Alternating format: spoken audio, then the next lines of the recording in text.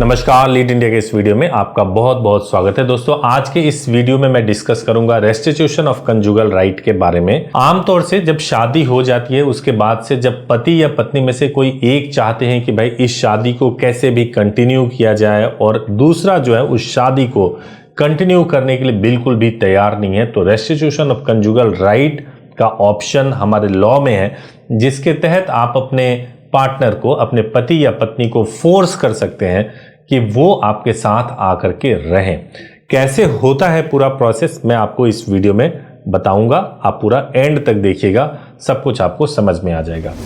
अगर आपने शादी लव मैरिज तरीके से किया है या कोर्ट मैरिज किया है या अरेंज तरीके से आपकी शादी हुई है, कैसे भी आपकी शादी हुई हो, शादी होने का मतलब ये होता है कि उस शादी को निभाना है। शादी होने का मतलब ये नहीं होता है कि कल दिल में आया तो शादी कर लिया, उसके बाद दिल में आया कि नहीं अब तो हमारी बन नहीं पा रही है और छोटी छोटी बातों पे आपने लड़ाई करके आप अलग हो गए, बीवी जो है मायके चली गई, बात करने को तैयार नहीं है, उसमें 10 लोग और आ गए और उन्होंने आप दोनों के रिश्ते को बिगाड़ना शुरू कर दिया। तो सबसे पहली चीज तो मैं आपको ये बोलूंगा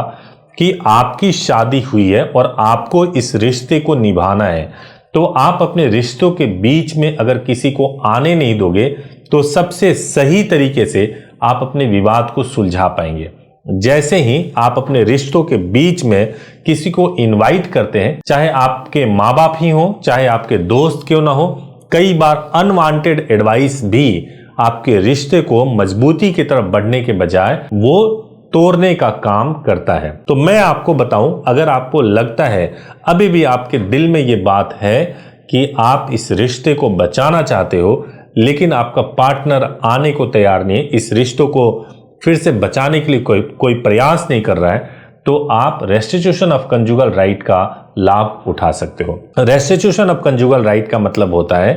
कि आप, जैसे हिंदू मैरिज एक्ट में सेक्शन 9 है, उसी तरीके से स्पेशल मैरिज एक्ट और बाकी सारे एक्ट भी जो मैरिज को गवर्न करते हैं, सभी एक्ट के अंदर रेस्टिट्यूशन ऑफ कंजुगल राइट का प्रावधान किया गया है, जिसका मतलब ये होता है कि आप वैवाहिक संबंध को स्थापित करने के लिए कानून की मदद मांग सकते हैं। अगर मान लीजिए कि आप अब इसकी प्रोसीडिंग, इसको स्टार्ट करना चाहते हैं, बातचीत से मामला सुलझ नहीं रहा है, तो आपके पास रास्ता जो सबसे पहला है कि आप अपने पति को या पत्नी को एक लेटर, लीगल नोटिस भेजें। पहले आपने कम्युनिकेट कर लिया, अब उसके बाद से एक लीगल नोटिस भेजें जिसमें सभी समस्याओं को विस्तार से कानूनी चीजों को ध्यान में रख करके लिखा जाए और लीगल नोटिस भेज करके पूछा जाए कि क्या 15 दिनों के अंदर आप अपने रिश्ते को शुरू करना चाहते हैं, फिर से आकर के इस रिश्ते में रहना चाहते हैं या नहीं रहना चाहते हैं। उनका कोई रिस्पॉन्स आता है या नहीं आता है,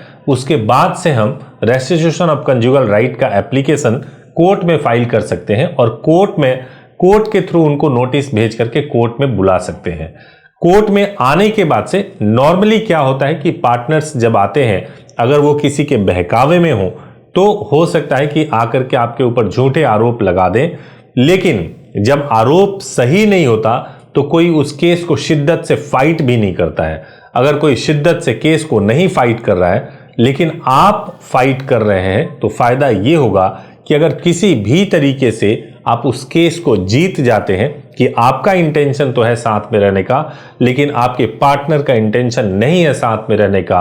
आप केस जैसे ही जीत जाएंगे, आपको यह अधिकार मिल जाएगा कि इसी जीते हुए केस के आधार पे आप डिवोर्स केस फाइल कर लें और डिवोर्स ले सकते हैं। तो पहले आपने कोशिश की शादी को बचाने की, शादी को फिर से पुनर्जीवित करने की, लेकिन शादी नहीं अगर बच पाया, फिर से नहीं पुनर्जीवित हो पाया,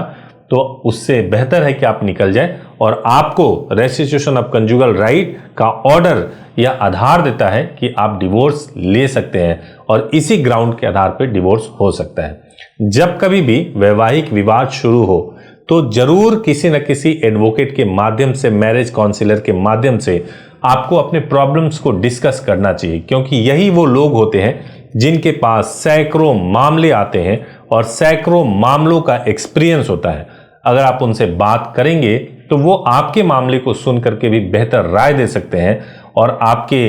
विवाह को, आपकी शादी को बचाने में मदद कर सकते हैं। उम्मीद है आपको इस वीडियो से लाभ मिलेगा। अगर आप हमसे कांटेक्ट करना चाहते हैं तो हमारे हेल्पलाइन नंबर 8800 444 पर कॉल कर सकते हैं सुबह 9 बजे से लेकर 8 बजे तक, या हमारी वेबसाइट leadindia.law पर विजिट भी कर सकते हैं। पर्सनली ईमेल करना चाहते हैं तो subhash@leadindia.law पर ईमेल भी कर सकते हैं। Thank you so much for watching this video. Thank you so much.